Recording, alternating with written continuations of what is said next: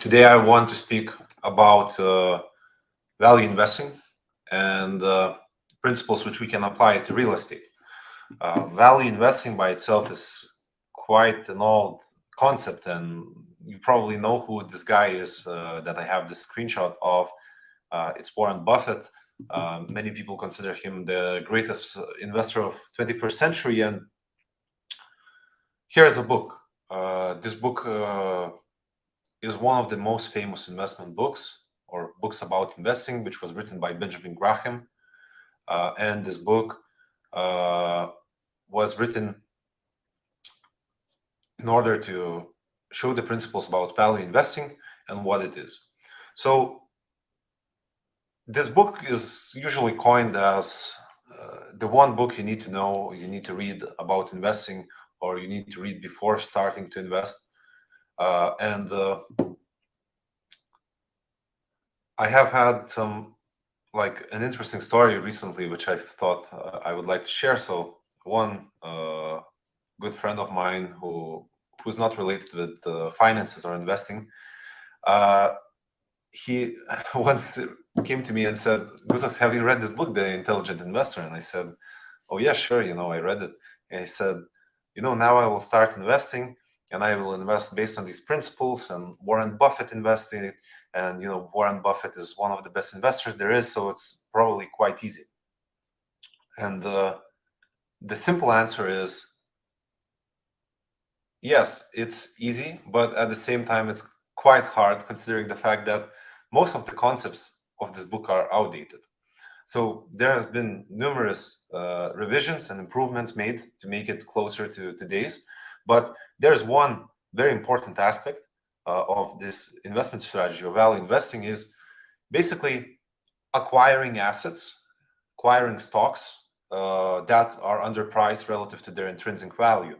So in simple words, buying something for a lower price than it actually is. And the easiest way to actually measure it is by looking at price to book ratio. So again, I would like to repeat that this concept is quite outdated, but generally this price to book ratio indicates what is the value or price per stock and what is the book value of price per stock. So in simple terms, if in a situation where a company would go bankrupt tomorrow and they would have to sell all of their assets, what would be the value of these assets? So basically a value stock is something where the book value, or basically the assets of the company minus the liabilities, are worth more than the actual price of the company. So this sounds very logical, but this is very rare to find. So for example, if we look at top 10 largest companies today by market capitalization, we can see that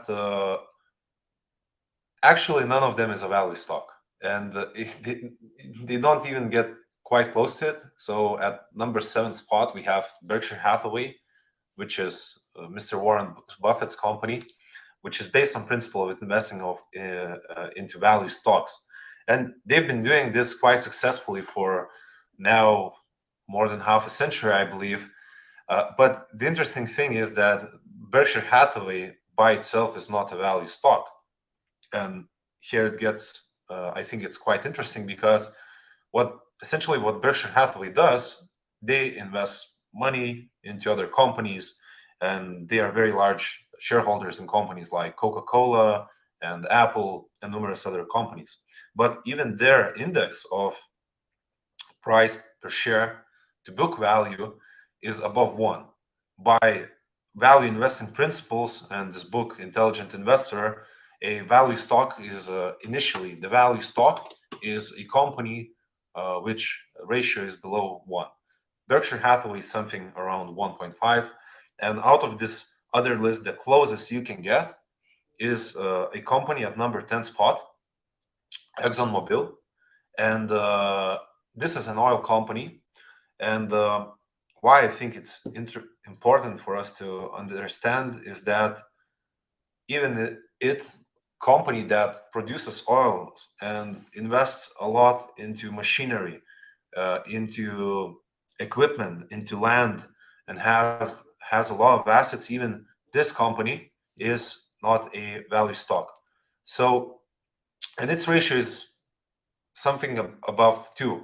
And if we look now, we have a different view, like of the stock market. So, for example, I took this list in the weekend. So maybe some numbers or some spots are outdated for someone's opinion. But if we had looked at this same list, let's say 8 months ago, 9 months ago, before all the tech companies crashed, we would see a completely different view. You would see even today, like top 6 companies, except Saudi Aramco, which is oil company, we have tech stocks.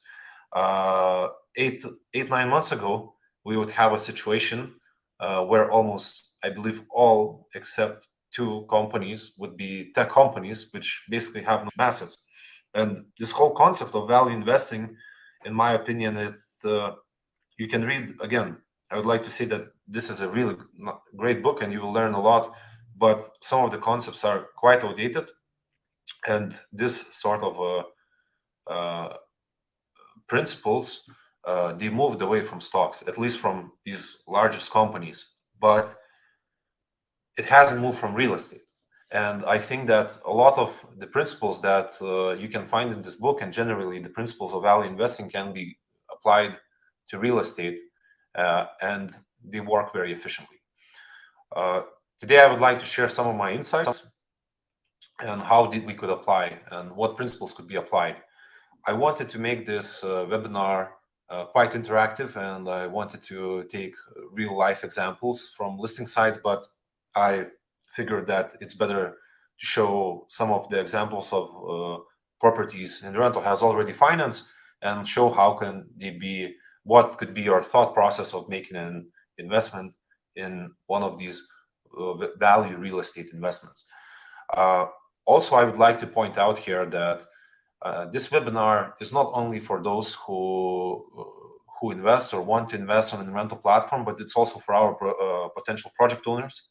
So these assets and these sort of investments that I will be now discussing, this is something that we appreciate a lot, and we're always looking for these sort of opportunities. So if you do happen to have a real estate project that needs financing, and it fits some or all criteria that I will discuss here, please let's have a chat and let's see how InRento can help your business grow. So the key elements of value investing in real estate is the first one, and I think it's obvious, that cost of acquisition is lower than the development price. So basically, what I previously explained about investing in stocks, and basically what this ratio of price to book value ratio, it can be really easy applied to real estate by looking at the cost of acquisition.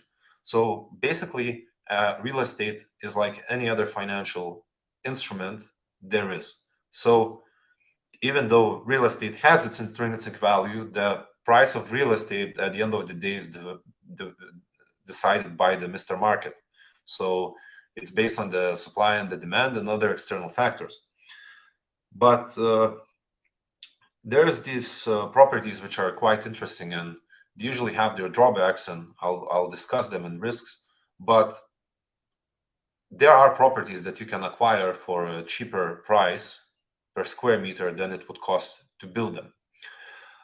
If we look not at this lowest sort of price level, we can also consider properties for value investing in real estate, those that have a significant price discounts comparing to similar properties in a given area.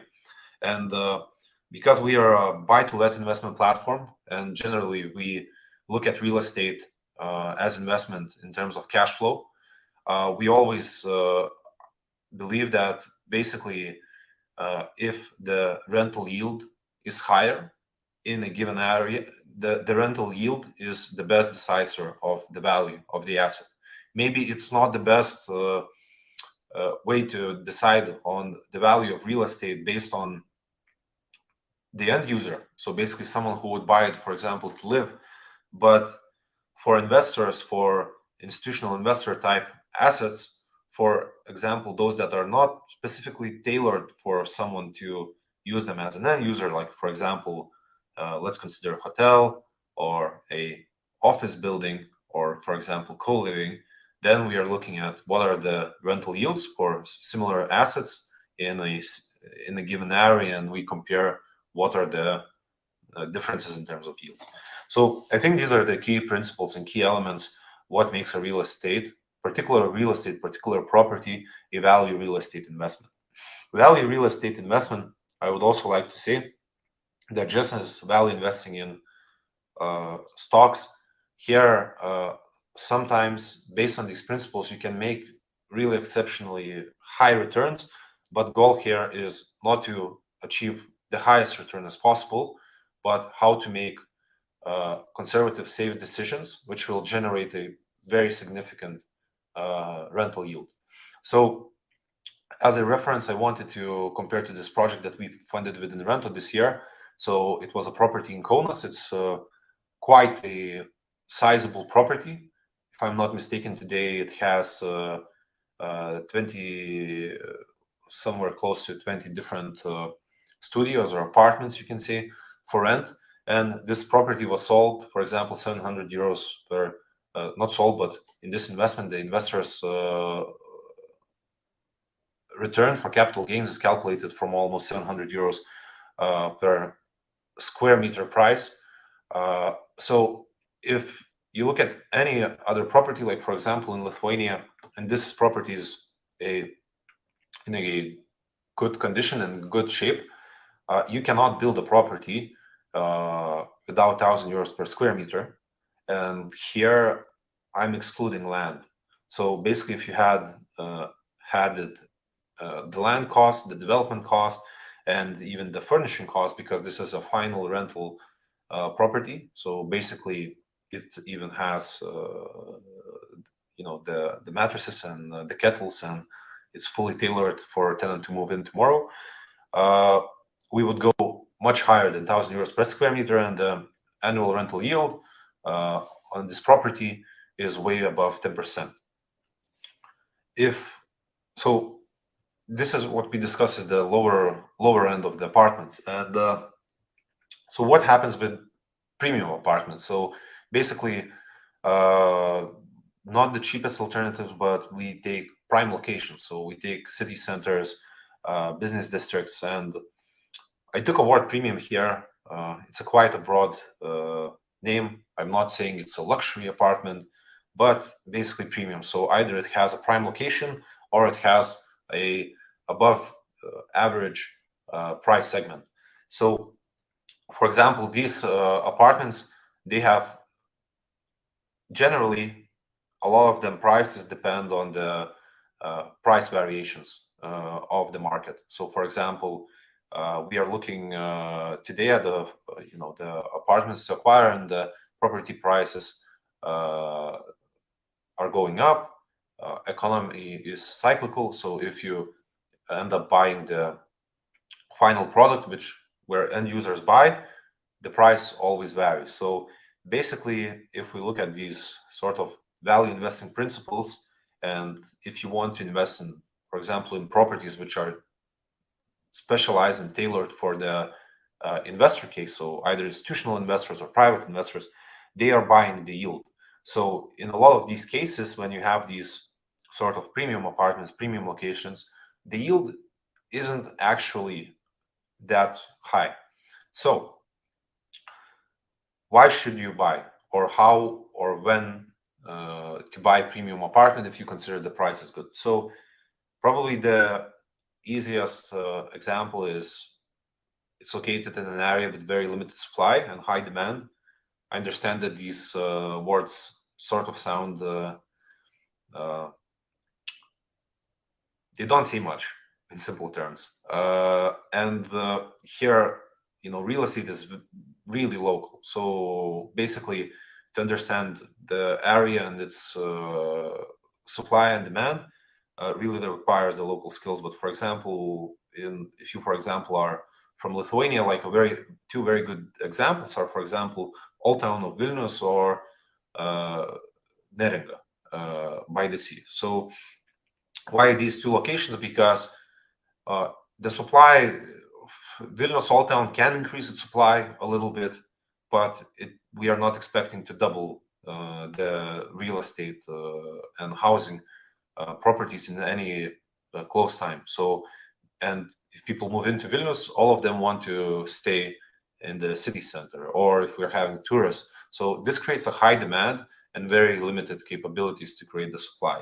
If we look, for example, even in Neringa by the sea, there are no building permits issued. So we are talking about only very limited numbers. So such environments, they create good preservation of value. So basically these locations, maybe they don't have that high returns, but at the same time, despite being a premium property which can have low yields, it has quite good price stability if you look historically since last 15 years. I would also like to add that you can choose a premium apartment to invest if you know, or you can generate a rental yield which will be higher or same to the average yield of the city or average yield of the market. And here I would like to emphasize why I said can, because we funded quite a significant number of these, I would consider, premium apartments. And we did that because if you specialize this apartment to short-term rent, you can even outperform not even that nice locations and even further away of city, which historically have high returns, long-term rents. But if you really understand your niche and you understand your tenant and your client, you can use this as a big advantage and also generate nice returns from premium apartments. And the last one, if you know, you can consider buying them, or you can consider to invest if there are positive external factors which can also influence the property prices. And again, this element also sounds quite, from first impression, quite similar to the first one, but here I wanted to take an example. So again, example from Vilnius. So this is a edge of Old Town, up New Town area, close to the train station. And historically, this hasn't been the best district in Vilnius, but we have been seeing in last few years a huge transformation of this district. And what will be taking place is that this whole huge area and the square will be transformed to pedestrian square, and it will improve the area and location significantly. So this is just one example, and again, this is not an investment advice, to go and buy apartments in this area. But in my personal opinions, factors like these, and there are a lot of factors happening, no matter where you are, which country, which city, which location, you can find similar situations happening all across the globe. And this is an interesting phenomenon because if you are, for example, considering to invest in European state or the US, so if municipalities dedicate the budget and assign the plan to do these projects, I believe this project, an example, will be taking place in 2025, they allocate the funds. So you can take and use this as your advantage in acquiring properties in this area, because today they are the properties are being traded and sold for a price of today. But if you're patient, if you can wait, if you understand that the property prices will be influenced in a positive direction, I suggest to use this as your advantage. And this is especially evident about premium apartments because what makes a premium apartment a premium? So first, okay, it's the finishing, it's the quality of the development, but second is the location. So even the locations that today may not be prime, they could be considered quite good. But if you can acquire right assets, right condition, they can become premium or even luxury as time goes on. So another way of how to approach value investing, and I showed this previously in the first example, so is to acquire large units. So the first example had multiple apartments, multiple studios for rent, and why is this a value investment in real estate? So if you have significant amount of funds, there's a big gap in real estate investments for certain amounts of investment. So, for example, let's take an example in Lithuania, up to 500,000 or up to 400,000. You have a lot of investors. You have a lot of people competing for same properties, and that's what keeps the prices up, supply and demand. But when you go above this number and up to 2 million euros, you don't have many options because this real estate becomes too expensive for retail investor, and it's actually too small for institutional investors. So you can find really attractive investment opportunities where price per square meter will be significantly lower than alternative assets, same area or even same buildings, but just different size. So one of the easy things you can do, and it's quite common investment strategy, and it's being done all over the world, is acquiring large assets and then basically either selling it at parts or dividing it into smaller units. So this strategy, it's global. So here, it's not like in Lithuania we have this gap, but even if you look at the US, this is what Blackstone does, the largest fund there is in the world. They acquire really large buildings and they're able to divide them and sell them into smaller pieces to smaller investors. But of course, at incredibly large scale. And you can do this as well. We within InRento, we enable financing of similar acquisitions, and we believe that this is an attractive investment strategy, because if you focus on cash flow, if you focus on rent, if you consider yourself a buy-to-let investor, you will know that your cash flow, the easiest way to generate high investment yield, high rental yield, is by acquiring assets cheap. And this is one of the easiest options how to do it. The second option, which is quite hard, is buying from someone who doesn't understand what they have. And why is this a hard method? Because this is a private market. The first option that I just talked about, it's an open market, so you can go to listing sites and you can find alternatives and multiple options to buy different properties. The second option is harder. Usually, this is being done by real estate brokers.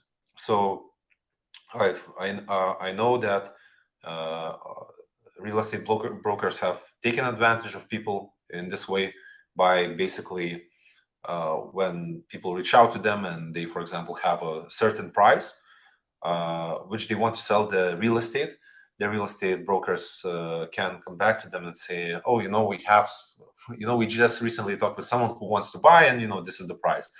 So these deals are hard to come by, and a lot of people are looking for these sort of deals. So, for example, a lot of listing sites, you can create subscriptions of newsletters based on your parameters and based on prices. So I've seen many times in my life where a listing ad comes up and then it goes down in a few minutes, or it's being reserved in like 20 minutes because someone just calls and says, I'm transferring you an advance payment.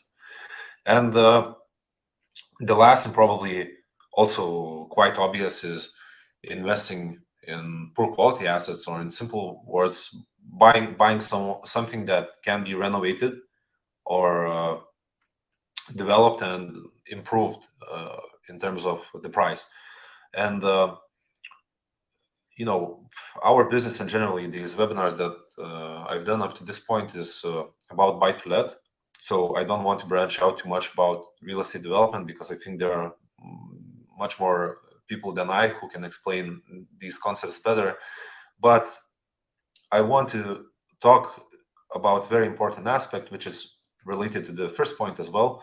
Well, you can develop property using bricks and cement, but at the same time, you can develop property by improving the legal status, improving permits. So, for example,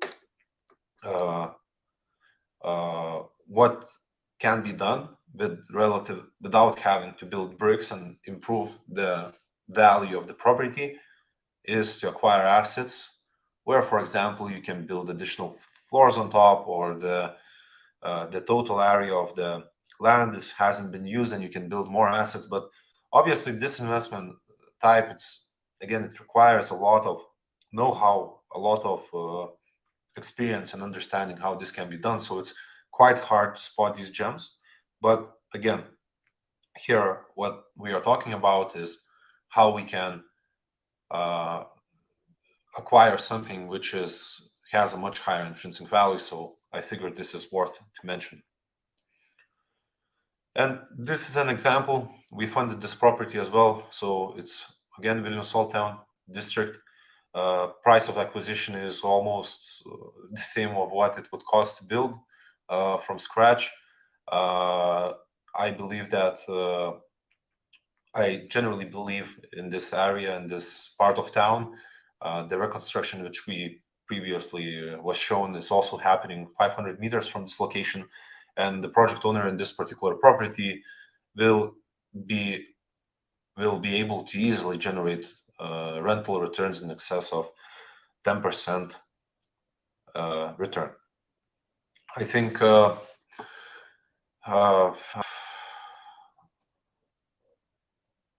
but no strategy does not have any risks involved. And one thing about value investing, as it is today with stock value value investing in stocks, is that first of all, it's quite hard to find these stocks, or they're non-existent, so you have to be very patient. But more importantly, that those stocks that exist, they usually are traded on smaller markets. So we are not talking NASDAQ or New York Stock Exchange. We're talking about smaller, maybe regional stock exchanges.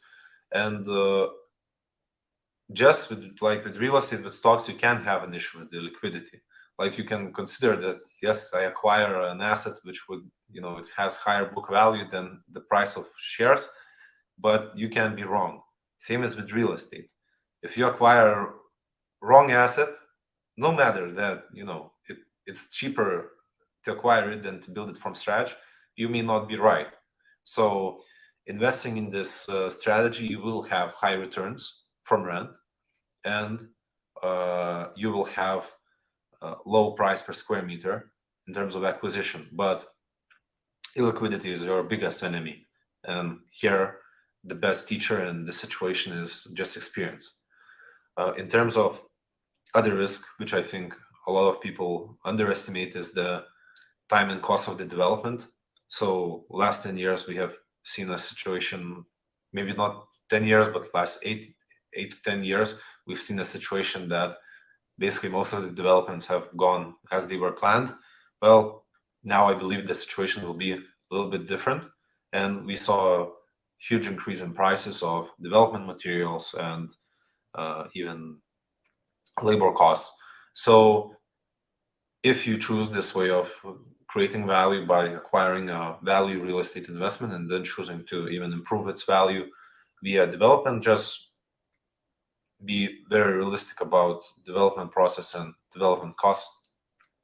And I would like to finish that, as you probably are aware, I'm founder of InRento, a platform which focuses on buy-to-let investments, where you can invest in properties like these. We work exceptionally hard to find best investment opportunities where investors' assets would be secured by actual assets. So when people invest, their money is secured by actual real estate mortgage, and investors get monthly interest payments.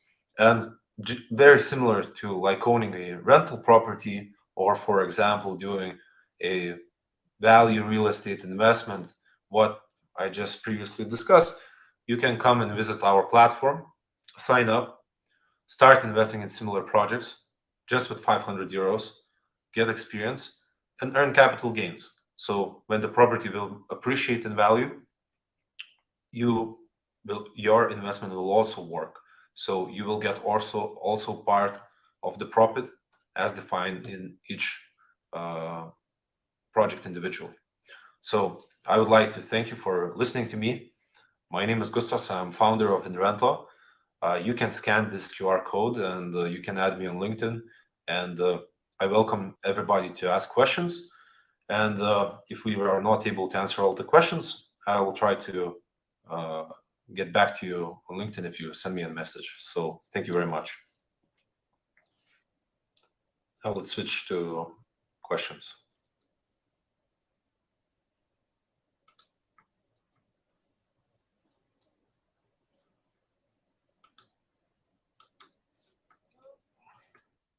Okay.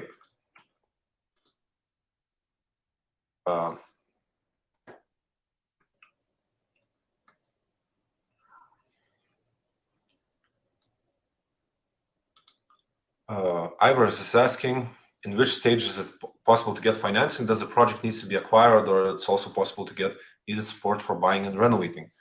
So very good question indeed. I would like to say that each case depends individually. So it would be best if you have a specific project or in mind. It would be nice if you could write us an email or submit a loan application form on our website. Generally, we focus on developed projects or projects that are focused on buy to let. So, for example, we like properties which, for example, need furnishing or just interior. If we and you already have a plan or you already have potential tenants that you plan to accommodate there. If we're talking about building from scratch or building a box, this is really not our focus, and I believe that there are other better financing solutions for development business. So Oliver is asking, what about the liquidity with these big deals? Exit might be an issue or no? So yes, we just discussed later that your biggest enemy is illiquidity. But again, it really depends on your local regulation and how you're able to divide the assets. Because some deals, you can divide the assets and take very large property and divide them into very small units. So you can increase the liquidity there. Some assets are not that easy. So here again, each case depends individually, and one should really understand what he's investing in. If we are talking about not having experience in dividing these big properties. How can project be applied for consideration to be published in InRento? What are the steps? So it's a very good question. So in InRento website, you can find a button for loan application, and you can submit your documents and project there. Our team of experts will analyze these projects, these documents that you have, your project, and we will come back to you. Most likely, we will ask more for documents from you, and if everything is in order, we will be able to propose you a financing solution. If walking down the road, if you agree with the terms, we prepare the investment agreements. We conduct the financial due diligence, and when we sign the agreements, the investment opportunity comes up for funding at InRento platform. And when the funds are being funded, we secure your asset. So we mortgage your asset in the name of our investors. So then we take the funds, and the funds are being transferred to you, but only after the investments of our investors are being secured with the mortgage. Maxim is asking, can we get more informative data regarding taxes? I'm an investor from Romania, and blog is in Lithuanian language and translated to English. With Google, I'm not sure it give me a good translation. So Maxim, we have a very well-functioning website in English. Just enter InRento.com. We have a blog post called, we have a dedicated post on taxes. I would like to find this now to you. So we keep updating it. all the time.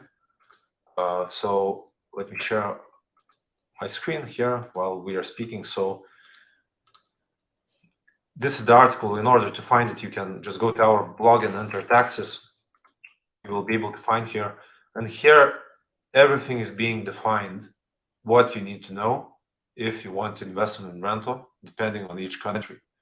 Additionally, in your account section, you will be able to find your information about taxes and be able to reduce the tax withholding if this is applicable to you based on your account status. So I highly encourage you to read our blog. If it's still not clear, schedule a call with our team by pressing any button on our website or just writing us an email.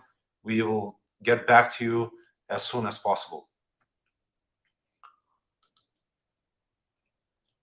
Are there any particular rules for foreign investors to consider before investing within InRento? Are they allowed? Is there a local bank account needed? So we accept investors worldwide. It depends from the list of countries that you can find when registering on our platform. We allow foreign investors, and the investment process and the sign-up process, both for Lithuanian investors and foreign investors, is the same. You have to open one of the payments accounts, so it can be Paysara or MangoPay. Both of them are our partners. Both of them are licensed and regulated financial institutions. So you will be able to easily, in a matter of days, create a payments account and use it for your investments. Because when you invest in InRento, clients' funds are kept in the accounts of payments that are open in the name of the investors, and InRento is not touching the money anywhere in this process. So our job here is to make sure that investor security is ensured and represent the interests of investors. Is there a plan to develop a mobile application for InRento?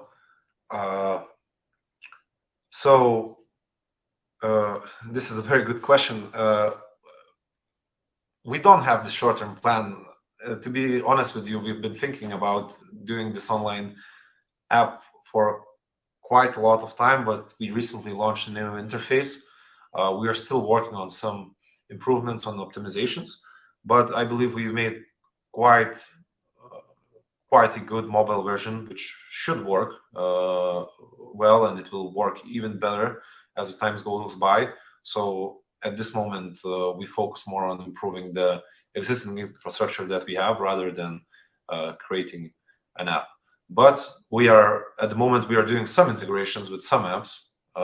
It's still too early to make it public, but we will do an announcement in the very near future. Are you considering developments in other countries, like, for example, Romania? So we don't focus on development, and we focus on rental properties. So generally, we don't like development, and we don't finance development. So no matter where it is, we most likely will not consider it. I would also like to ask about the safety of the funds invested for us as investors. What happens in case of InRento closes? In what form is the ownership in the properties and is regulated by the government? So yes. So first of all, InRento is licensed and regulated. So we have to comply with the applicable laws and regulations. Second of all, we are a platform. So as previously described, we connect those who need money and those who have money, in simple words. So the investors and the borrower. In this process, we facilitate this process and ensure investor security. So in terms of what happened about the funds are being kept in the payment accounts in regulated licensed electronic money institution companies, also licensed companies, but they are kept in your name. So you are the owner and beneficiary of the funds. If InRento closes, nothing happens with your money. The money was in your accounts, and they remain in your accounts. Important note to add here that InRento cannot just close in one day. InRento has to comply with strict capital requirement regulation, and in terms of properties, the property ownership is registered in the name of borrower. So InRento doesn't borrow money for itself. It facilitates the investments, and the project owner, or the borrower in simple terms, owns the properties, but the mortgage is being registered in the name of investors. So for example, if InRento defaults, the mortgage that is being registered, it still remains because it's registered in the name of investors. So we have strong contingency plan and continuity plan, and all of these processes have been thought out, and because we are licensed and regulated, it's not like we want to do this, or it's that we are obliged and we are supervised to do it. So to answer your questions, I hope I answered all your questions. And in terms of taxes, I highly encourage you to read the same article I just previously shown. So go to InRento.com blog, search taxes, and you will find all the relevant information about taxes, because situation about taxes depend case by case depending on the nationality of the investor, tax residency of the investor. So I see that we are done with all the questions today. So I would like to thank again for everyone who joined us today, and wish you to have a nice day.